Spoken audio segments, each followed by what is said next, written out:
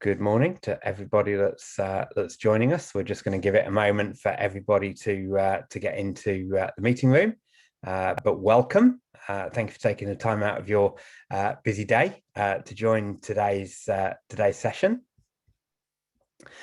So we have the chat box, we have the Q&A box. So if you have any questions during the course of the session, please pop them in the Q&A box. Andrew and I are very keen to answer any questions you have this morning.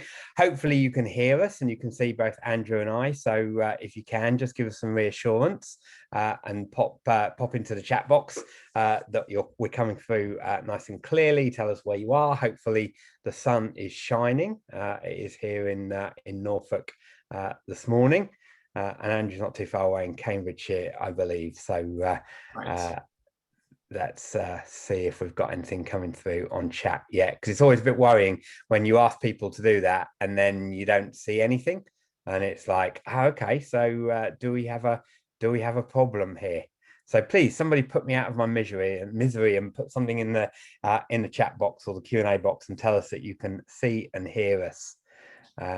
Still, oh, there we go. They're coming in. Whew, that's a relief. Excellent. Thank you very much indeed, Raz and Chris, for telling us that we're here. Right, let's get cracking. So good morning and welcome. Thank you for joining us for this App Advisory Plus App of the Month webinar, where we are going to talk about how to coach your team to run high-value client meetings. We are scheduled for about 30 to 40 minutes this morning. So we will get you on your way nice and promptly at the end of the session. For those that don't know me, my name is Will Farnell. I'm founder of Farnell Clark and also co-founder and director of App Advisory Plus.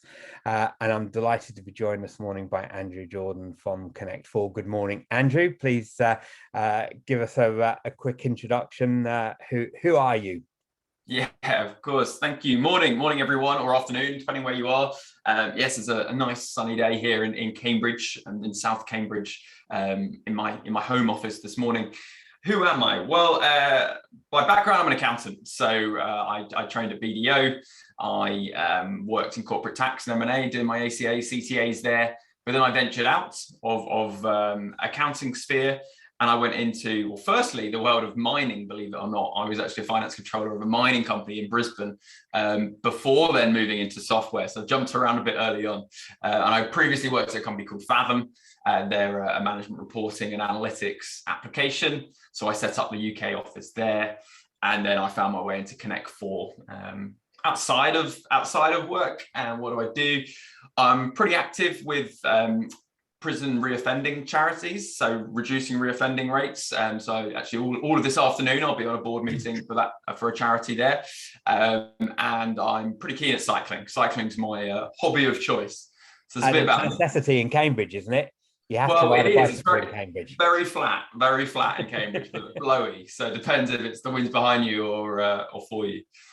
Excellent. Thank you, Andrew. So we have a really insightful bunch of topics to talk about today. Anybody that's heard me speak in the past will know that I often bang on a bit too much about the importance of client touch points. So it's really topical that Andrew's here, and we're going to be talking a lot about client meetings, how to get value out of client meetings, how to build more client touch points into your existing work processes.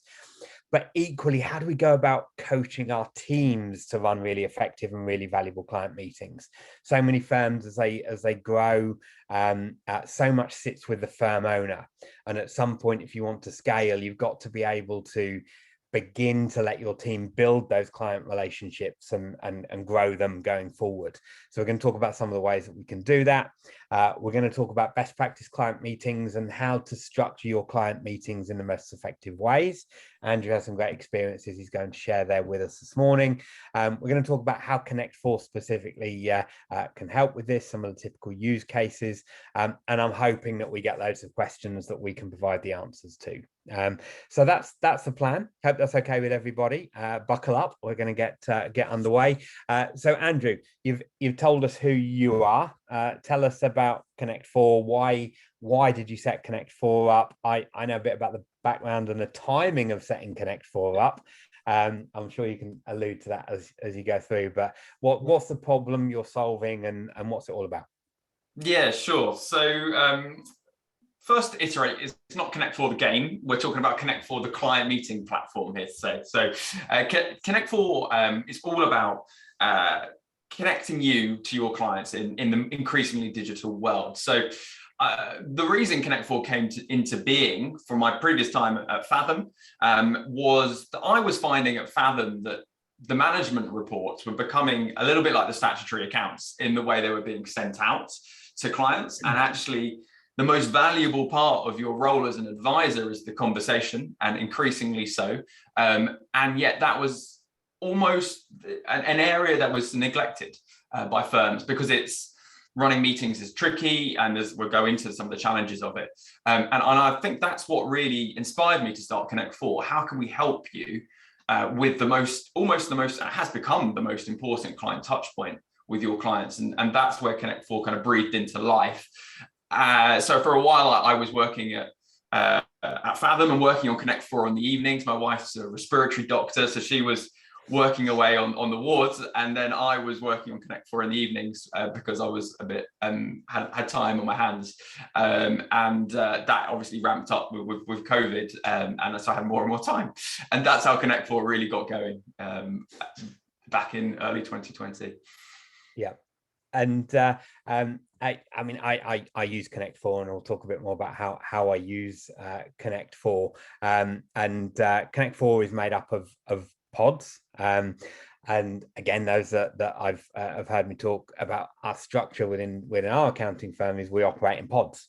And a pod to us is a small client team that looks after a bunch of clients, and it's made up of the right mix of people.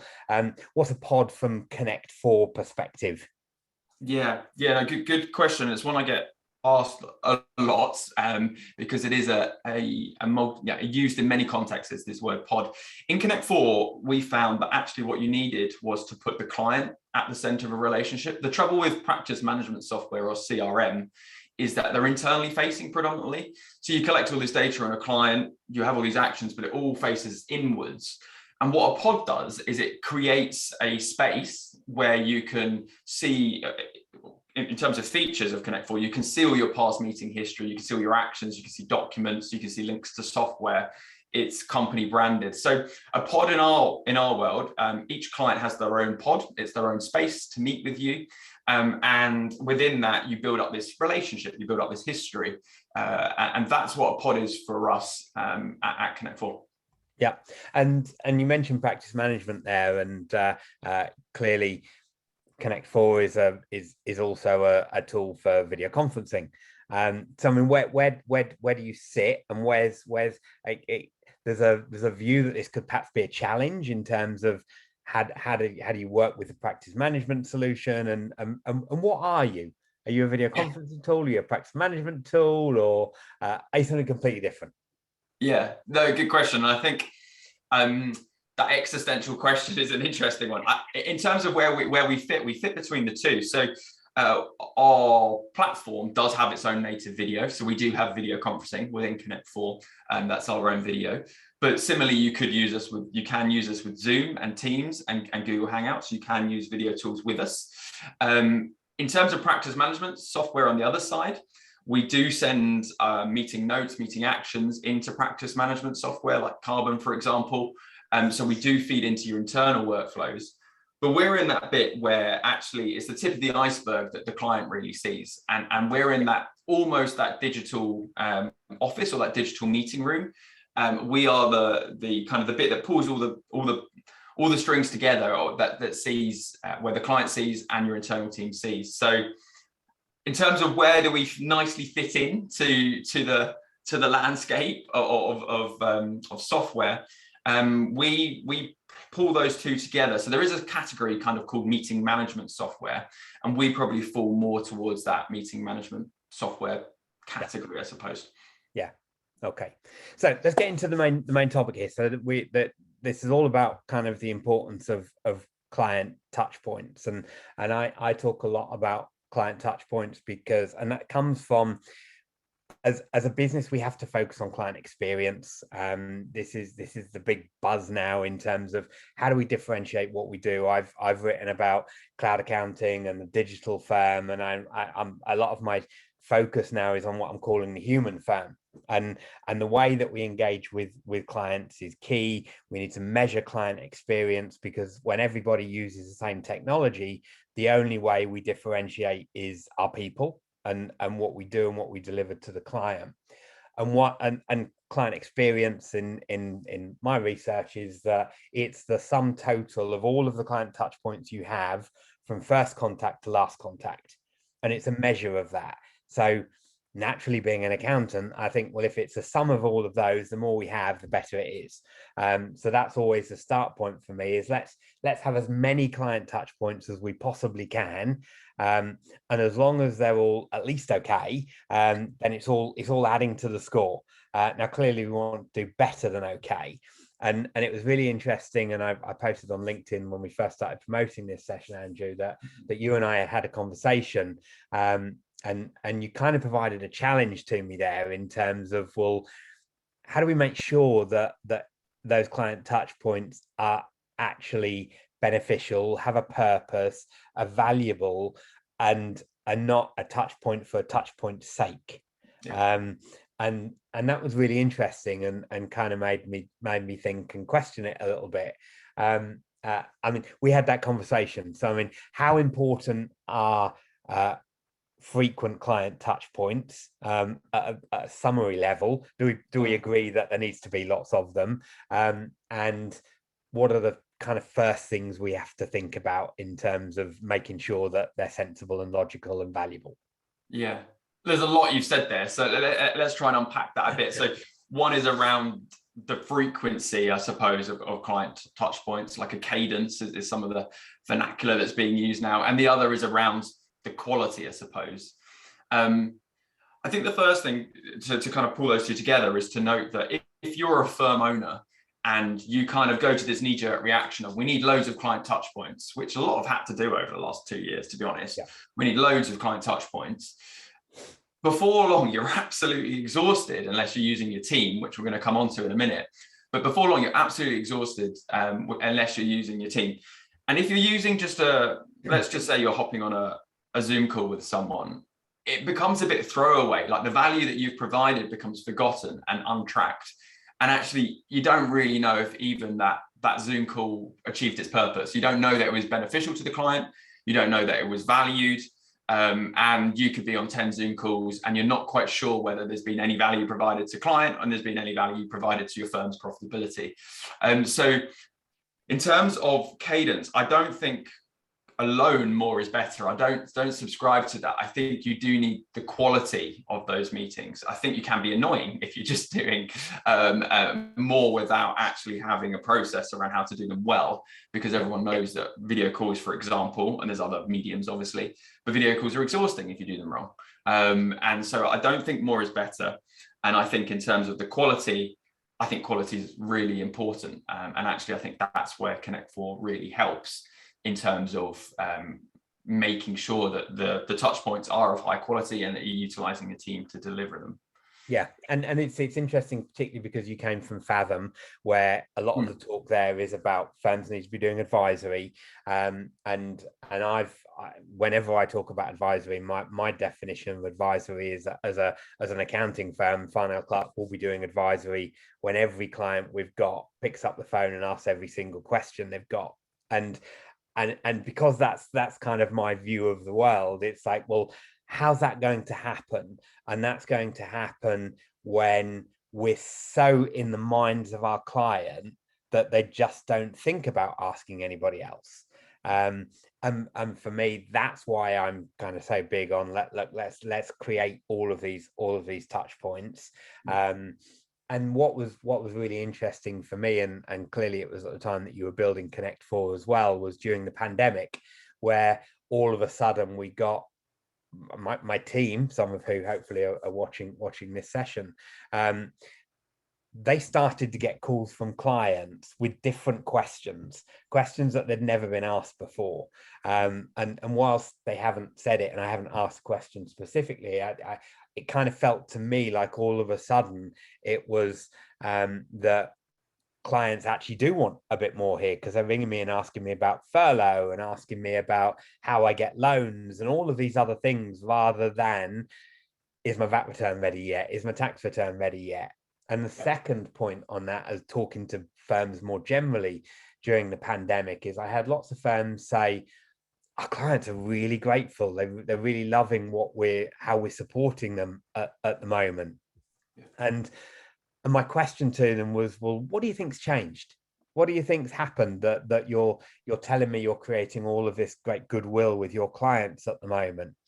And it was, well, I think it's because we're kind of telling them, we're giving them updates on all of the government announcements that are coming out about financial support and everything else. And it was like, well, how often is that happening? Well, every couple of weeks. So the answer here is that you speak to your clients every couple of weeks, and all of a sudden they value you more. So when the government don't give you something new every 2 weeks, how are you going to maintain that? Yeah. Does that resonate? It really resonates, because I was talking last week at a Creston group conference, so a group of firms in the UK, top 100, 200 firms that form part of the Creston group. And I was leading a round table with the cloud leaders of a dozen firms. And one of the points that came up was the challenge of, well, clients often don't want to talk, or they perceive their clients don't want to talk. And obviously that's not been the case in the last 2 years, but let's take pandemic aside. That is the perception of accountants, that our clients don't want to talk to us. And so that's an interesting one. And I kind of spoke about the way of flipping it on its head with client expectations. And actually, if you have what, for example, SLAs are this term in software speak, which is service level agreements. And if you had a service level agreement with a client that you would speak to them quarterly, the cadence of conversation would be an open form conversation, whether it's in person, in a video conferencing call. Each quarter, the expectation is that the accountant would talk to you as client, and it would be open-ended, and we talk through performance, etc. Yeah. If you have that SLA, the default then becomes, we're not going to talk to you. The default becomes, we are going to talk to you unless you tell us you don't want to be spoken to, and then we can cancel it. But the flip out, it's kind of like the way organ donation changed in the UK. If you opt in rather than opt out, if you flip it around the other way, you get a lot more engagement. And that was a really interesting conversation I had with that group of firms, and actually how they're changing their service expectations early on actually really is impacting the way they're going to deliver those services. Yeah. So you and I are on the same page here. It makes perfect sense. We need to talk to clients more. We need to do it in a structured way that has a clear objective and an outcome. Yet so many accountants have once a year conversations with their clients, unless their clients have a problem and they pick the phone up and ring the accountant. So I mean, in terms of some of the reasons that this doesn't happen, this is a slide that you put together to a recent webinar that you delivered, Andrew. So I mean, what are the challenges? Why is this not happening? Because you and I are sitting here and saying it makes perfect sense. Every accountant firm should do it. Why does it not happen? Well, for a number of the reasons in these bubbles, funnily enough, perfectly set up. So there's kind of 3 or 4 main reasons, to be honest, but the ones that I see often is the one I've just mentioned about clients' expectations, but secondly, firm owners in ambitious scaling firms, we call them. So firms where you've got someone who may have maybe left the bigger firm, started their own business, their own firm, and then looking to scale. There's a lot of firms like that in the UK. I'm sure we've got people listening. We've got a lot of customers in that category. They grow really well because they're good at what they do, and they're often a personality. But then they get to that point where you have to include your team in order to get any bigger. And we seem as an industry to struggle with that a little bit, actually to trust juniors or client managers to actually lead a client relationship. So that's one big problem that I see, is that actually handing on a relationship to a client manager, someone more junior to manage, is a problem. And then to put them in a free format, like a video meeting or an in-person meeting, is actually really daunting. So that's some of the common challenges we've seen. And I've seen time and time again when talking to customers and accountants. Yeah, and again, I'm guessing this is going to lead quite nicely into the next topic in terms of, so we've got these challenges, and to a point we've grown quickly, and the challenge for many accountants is letting go of that control. And I wrote, for those that don't know, I wrote a book called The Digital Firm, and in that there's a chapter that's called De-willing, and it was actually about how do we let go? How do we pass on control and give autonomy to other people, to enable them to pick up these client relationships? Because you can't scale if you're not prepared to let people kind of pick this stuff up. But equally, it's really difficult, because you've got to ensure that the things that you did, other people are happy and comfortable to do. And before we talk about some of the solutions to this, the point you made about accountants' perceptions is a really interesting one. And so many times I hear accountants say, "My client won't do that," um, and you ask the question, "Have you asked them?" And the answer is almost, "Well, no, because I know they won't do it." And I mean, I regularly say that in the early days of my firm, I sold clients what I thought clients wanted to buy, rather than selling clients what they wanted to buy. So our own mindsets really limit what we will do. And some of that might be fear of failure and various other things, but we have to be prepared to engage with a client and really understand what they want to do. And clearly, the topic of today is actually about, well, how do we do that, and how do we also help our teams do that to enable this kind of great client experience to be delivered. So moving on to the next slide, Andrew, which I'm going to let you talk through, because this is your view, isn't it, in terms of how to run effective, valuable client meetings? Yeah, exactly. So what we discovered was that actually it's quite formulaic in how to run a good client meeting, and it's more formulaic than you think. And what we discovered, that it fits into three categories, what we call a playbook. Sorry, I'm into my sport. Playbook is the word we went for. And there's three components to it. So there's the prepare, there's the meet, and then there's the act, are three components. And what prepare is all about is recapping on previous meeting notes and actions, and have we actually progressed. It's also about sharing an agenda. So we have a whole template library within Connect4, and you can save your own organization libraries of agendas, and they get sent out before a meeting. Talking points can be added by a client to that agenda. Then there's the meet, which we've spoken about, which is where you're actually having an agenda all in one platform. So you're looking at the agenda whilst you're having a meeting, and you can also take your meeting minutes and assign any actions as you go. So you're actually having this all in one kind of tool, and it brings actual actionability out of your meeting, which leads you on to act, which is where there's this post-meeting workflow within Connect4, where it sends out your summary minutes and notes and actions, and then shares them into your practice management software to trigger any workflows as well. So this is this kind of formula, this prepare, meet, act, which is very easily done in our platform. And that's what, this is what we've discovered to be the best way, whether it's a recurring quarterly business advisory meeting, whether it's an onboarding process, whether it's a discovery call, this is the formula you should be following. Yeah. And how, I mean, as a format, that's really helpful, really useful for people to go through.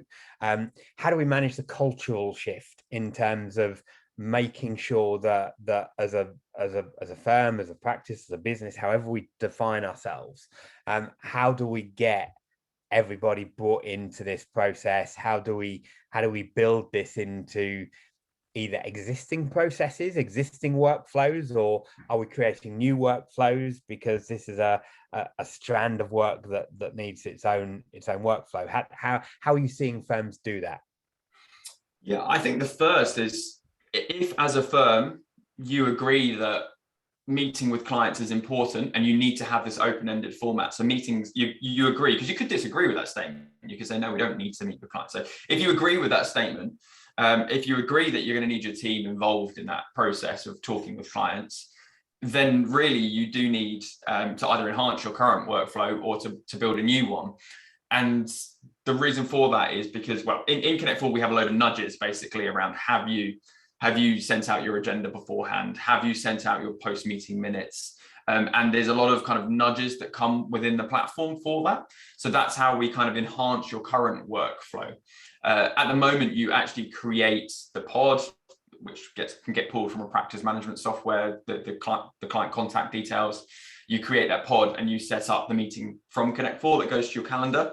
So that is a bit of a new workflow in that you're creating the meeting in Connect4. So that's the flow that works. And that's because we think it's part of this pod methodology is really valuable to really show to your client that you value the time with them and you're setting up for success in the next meeting. So yeah, we enhance your current workflows with this kind of prepare, meet, act formula. Yeah, and firms that are using this, I mean, what are they seeing in terms of outcomes for their firm and for their clients? So yeah, but a lot of our customers are small, so they're probably 2 to 30 employee firms, and they were looking for a solution to take their client experience to the next level, so they differentiate themselves in where you meet with your clients. And what that's enabled, for example, Nefos or Minor, so Joe David there has enabled him to shift his focus away from his current firm. He's actually set up a new firm essentially, because he's been able to have visibility of his team meetings and set up a process for them. And then now his team run the meetings, and actually it's allowed him to focus on a new business. So for him, it was about actually trusting his team to run the client meetings. So that's allowed him to free up time.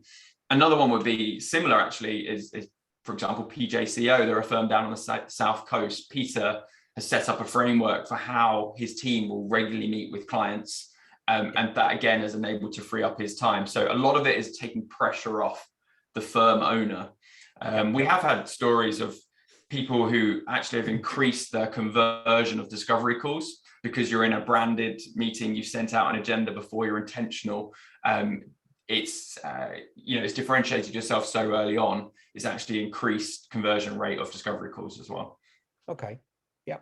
And I mean, what you mentioned carbon here in terms of practice management. I mean, what does the landscape look like there? Clearly, lots of the things that the kind of I think the objective for most firms is like a single client view. So what part did Connect4 play in terms of playing in that kind of space in terms of how do we get this clear central client centric view of everything that's going on? Yeah, I mean, that's this single source of truth is kind of like this much coveted kind of term where it's kind of saying that you're going to have everything in one place related to client.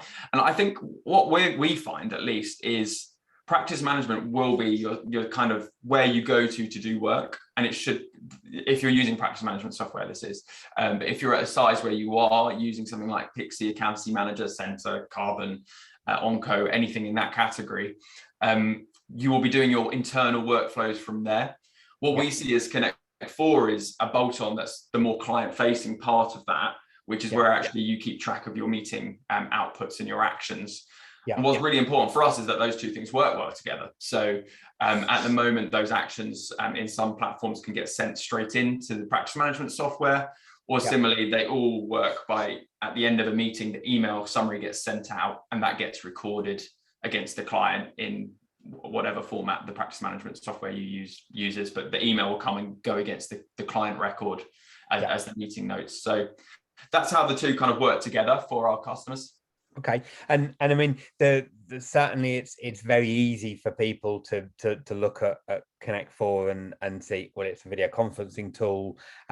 So we've got Zoom, we've got Teams, but I'm kind of making assumptions from the way the conversation's gone here that actually Connect4 has a role to play, whether it's a face-to-face meeting, whether it's a telephone meeting, and it goes beyond just video conferencing. Is that fair? And how do you encourage, or how have you seen firms encourage their teams to make sure that they're using the tools? Because like anything else, technology is great if people use it in a way that it needs to be used. Yeah, definitely. And to answer that first question, yes, we're seeing what often works well is a cadence of sort of one in-person meeting and then the next 3 online.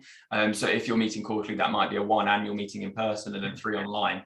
And we have an in-person meeting layout so that you can still set your agenda, send it out beforehand, review the previous minutes whilst you're in the meeting, etc.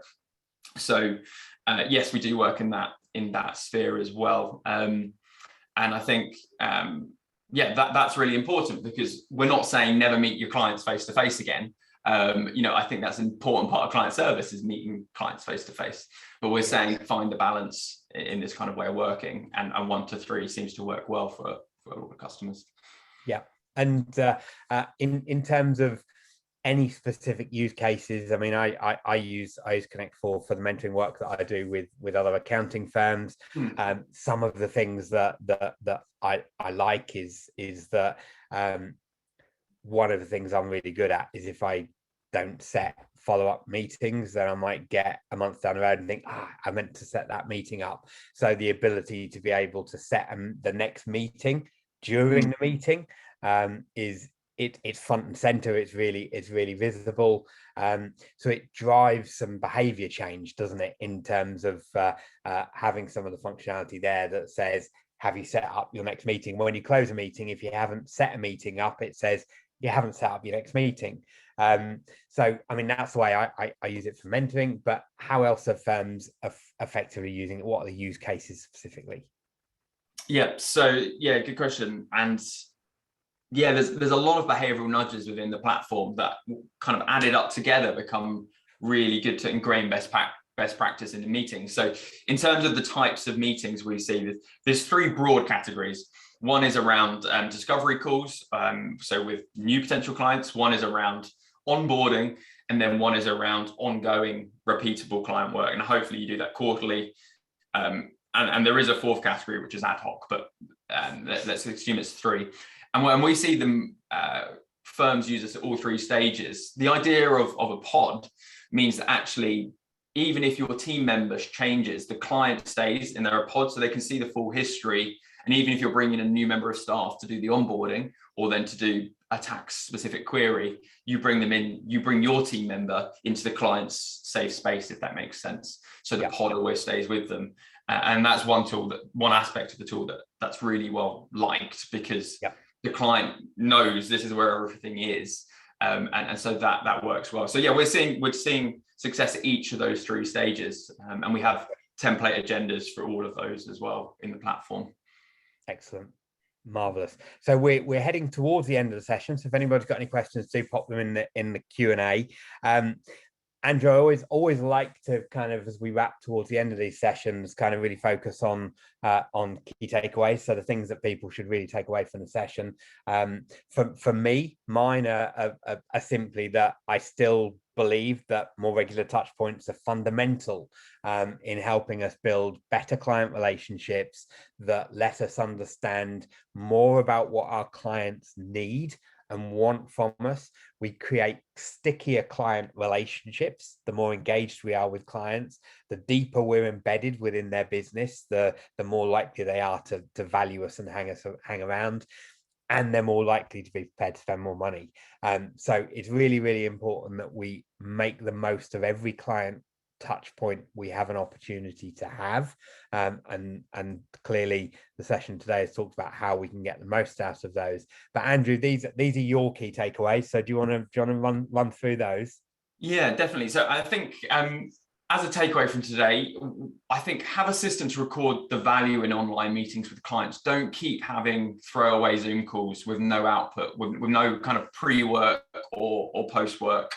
So have a system to make sure that value is recorded with actions, with meeting minutes, coming prepared to those meetings. So your firm. Second is around differentiate in your most important client touch points. So meetings are often your opportunity to talk about new services, to check in with the client that they're they're doing okay, and more broadly, kind of checking in on the well-being of your business owner. And actually, you have a huge opportunity to do that. So make sure that in meetings, you're finding a way to differentiate yourself from the noise in this new digital way of meeting clients. Thirdly, standardized meeting agendas. Don't be repeating them. You can create your own templates, whether in Connect4 or another tool. Standardize them and make sure you send them out before a meeting, and allow people to add talking points to those agendas. The prepare, meet, act workflow is a really good one. So whether you use a tool like Connect4 to do that, do make sure you split those three aspects into any meeting you're doing with a client.